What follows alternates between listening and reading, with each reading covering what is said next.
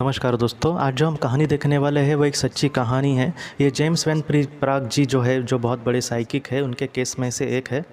उन्होंने एक बार कहा है कि उनकी मुलाकात दोस्तों एक बार जॉन नाम के एक इंसान से हुई थी। ऐसे ही मतलब नॉर्मल जैसे मुलाकात होती है वैसे ही, कोई सेशन वगैरह डिसाइड नहीं किया था। और जब वो उनसे बात कर रहे थे तब उनको ये पता चला कि कोई वहाँ पर सोल आई है जो उस जेम्स वैन प्राग जी से बात करनी चाहती है। तो उन्होंने कहा हाँ बताओ। तब उस सोल ने, वो जो सोल थी दोस्तों, वो एक छोटे बच्चे की सोल थी। तकरीबन उसकी उम्र 11-12 ही साल थी। और उसने ये कहा कि ये जो इंसान है इसको मेरे बारे में पूछो, मेरा नाम बॉबी है।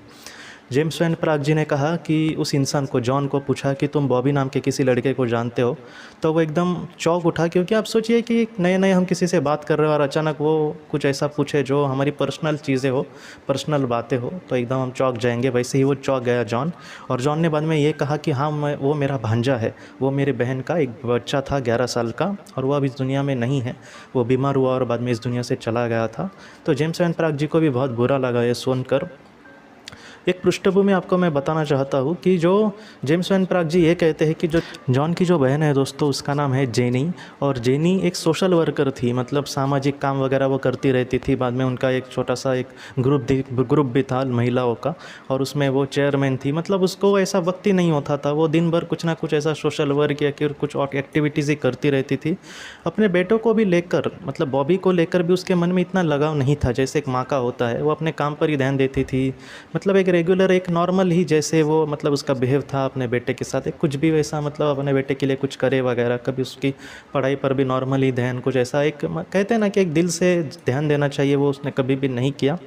और एक वक्त ऐसा आया कि जब उसको, मतलब वो बीमार हुआ और तभी भी उसने अपने बेटे पर इतना ध्यान नहीं दिया। और ठीक से, मतलब किसी डॉक्टर के पास बस लेकर जाओ आओ, बाद में गोलियाँ खा रहा है, उसको मिल रहा है कि नहीं खाने को, सब कुछ ठीक, ये सब उसने ध्यान नहीं दिया। और अचानक उसकी तबीयत दोस्तों अचानक बिगड़ती गई थी और वो इस दुनिया से चला गया। जेनी जो है दोस्तों, जब तक मतलब वो ज़्यादा बीमार नहीं हुआ तब तक वो ठीक थी, लेकिन वो एकदम जब चला गया तब एकदम उसको शौक ही लगा कि वो सामाजिक कुछ काम कर रही है, समाज में जो कुछ बुरा है उसमें वो कुछ काम करने की कोशिश कर रही है, लेकिन खुद के बेटे को ही उसने ध्यान नहीं दिया। और लोगों ने भी मतलब उसको बहुत ये किया कि तुम अपने बेटे पर कैसे ध्यान नहीं दिया, बेचारा 11 साल का बेटा वो। इन सारी चीज़ों से उसको बहुत बुरा लगा और वो एकदम अकेले ही में रहने लगी। और एकदम मतलब होता है ना कि मतलब बहुत बुरा लग रहा था इन सारी चीज़ों से उसको।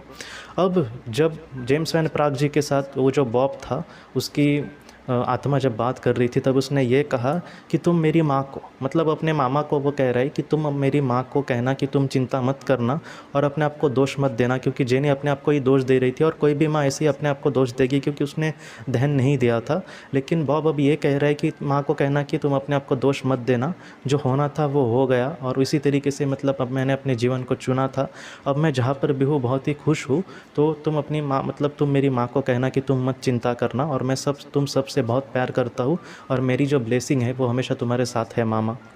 ऐसे संदेश उसने अपने साइकिक को दिए, जेम्स वैन प्राग जी को, और उन्होंने अपने उनके साथ जो जॉन था उसको दिए। जॉन को इस बातों से बहुत मतलब खुशी मिली, और उसने भी कहा कि तुम्हारी जो माँ है वो तुमसे मतलब बहुत प्यार करती है, और तुम्हारी मतलब तुम हमेशा कहीं ना कहीं अपने माँ के साथ रहना, मुझे भी बहुत खुशी होगी, क्योंकि आज वो जिस दुख में है वो मैं नहीं देख सकता। तो बॉब ने भी कहा कि हाँ मैं उसके साथ हमेशा रहूँगा, तुम भी चिंता मत करना।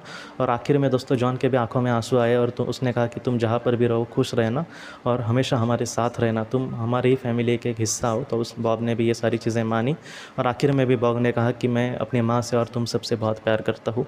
जेम्स वैन प्राग जी कहते हैं कि ये बहुत ही भावुक, बहुत ही इमोशनल पल था दोस्तों। तो ये जो कहानी है वो हमें ये सिखाती है कि आप प्लीज़ अपने आप को दोष मत देना, जो हो गया वो होकर गया। उस चीज़ के बारे में 1000 बार सोचने से मतलब उन चीज़ को हम बदल नहीं सकते। तो हो गया वो हो गया, हो सकता है कि हमसे भी कोई बड़ी गलती हो गई हो भूतकाल में, लेकिन उसके बारे में हमें नहीं सोचना चाहिए, हमें आगे चलना चाहिए। मुझे बहुत लोग, मुझे लगता है अब तक 100 से भी ज़्यादा लोगों ने मुझे कहा है कि हमारा कोई करीबी नहीं है और हम अपने आप को दोष दे रहे हैं कि उस वक्त हमने उसका ठीक से इलाज वगैरह नहीं किया। आप प्लीज़ मत चिंता करना इन सारी चीज़ों की, जो मतलब जो बीत गए उसके बारे में सोचकर अपने आप को दोष देकर कुछ नहीं बदलने वाला। और जैसे बॉब जैसे लोग, मतलब अगर वो आपके जो करीबी है, उनकी आत्मा भी यही कहेगी कि आप अब जीवन में आगे बढ़ो, आप मत चिंता करो। उनको इस बात से भी बुरा लगता है कि हम अपने आप को दोष देते। तो आप प्लीज़ दोस्तों इस तरीके से मत सोचना। आपके जीवन में सारी घटनाएं क्यों आई, उसके पीछे का मतलब वजह क्या थी, वो भी आपको एक ना एक दिन ज़रूर पता चलेगा। लेकिन फ़िलहाल आप अपने लाइफ में आगे बढ़े दोस्तों, और वो भी हमसे यही चाहते चाहेंगे। तो दोस्तों हम अपनी अगली वीडियो में मिलते हैं। आप अपना अपने परिवार का ख्याल रखना। आपका बहुत बहुत धन्यवाद। ज़िंदगी की रोशनी ये एक कंसल्टेंसी है जो ऐसे लोगों को मदद करने की कोशिश करती है जिन्होंने किसी अपने को खोया है या फिर जो लोग अपने जीवन में बहुत ही ज़्यादा दुखी है।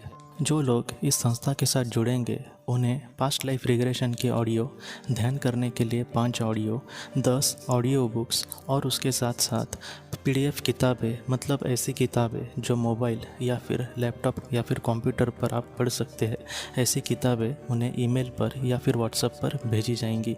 जो लोग इस संस्था के साथ जुड़ना चाहते हैं वो कृपया इस नंबर पर व्हाट्सएप मैसेज करें। आपका बहुत बहुत धन्यवाद।